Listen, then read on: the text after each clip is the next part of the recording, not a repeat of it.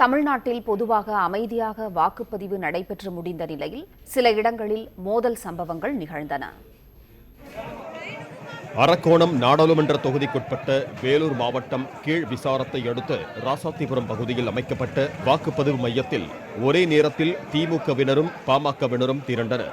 அவர்களை கலைக்க போலீசார் எடுத்த முயற்சி தோல்வியை தழுவியதால் அங்கிருந்த துணை ராணுவ படையினர் வானத்தை நோக்கி ஒருமுறை துப்பாக்கியால் சுட்டு எச்சரித்தனர். இருவேறு கட்சியினரும் நாலாபுரமும் சிதறி ஓடிய போது வாக்காளர்களும் ஓடிவிட்டனர். இதன் காரணமாக ஒரு மணி நேரத்திற்கும் மேலாக வாக்குப்பதிவு நிறுத்தப்பட்டது. பின்னர் அந்த பகுதியை தங்கள் கட்டுப்பாட்டிற்குள் கொண்டு வந்த போலீசார் பதற்றத்தில் வீடுகளுக்கு சென்றுவிட்ட வாக்காளர்களை வாக்களிக்க வருமாறு அழைப்பு விடுத்தனர்.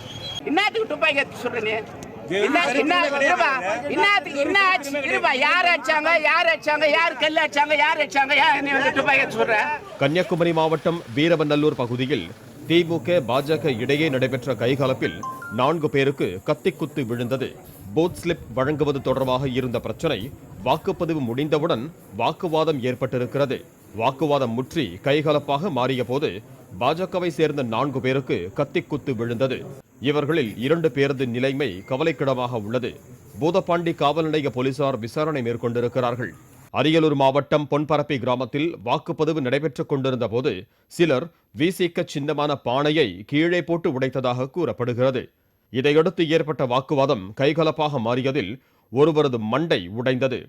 அப்போது ஒரு கும்பல் காலனி பகுதியில் உள்ள 20க்கும் மேற்பட்ட ஓட்டு வீடுகளை அடித்து நொறுக்கி சூறையாடியது.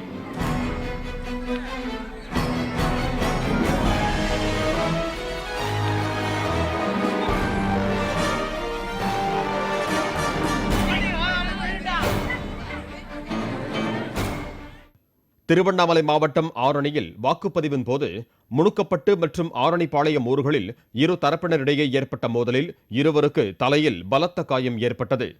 காமக்கூர் பகுதியில் ஏற்பட்ட மோதலில் ஒருவருக்கு கையில் எலும்பு முறிவு ஏற்பட்டது.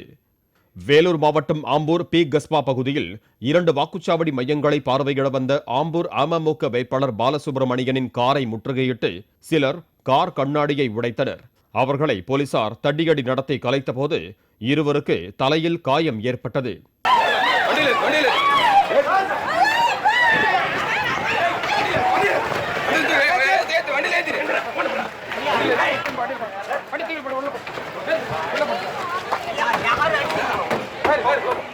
வேலூர் மாவட்டம் குடியாத்தத்தில் கல்லூர் என்ற கிராமத்தில் பாமகவினருக்கும் திமுகவினருக்கும் இடையிலான மோதலில் 3 பேர் படுகாயமடைந்தனர்.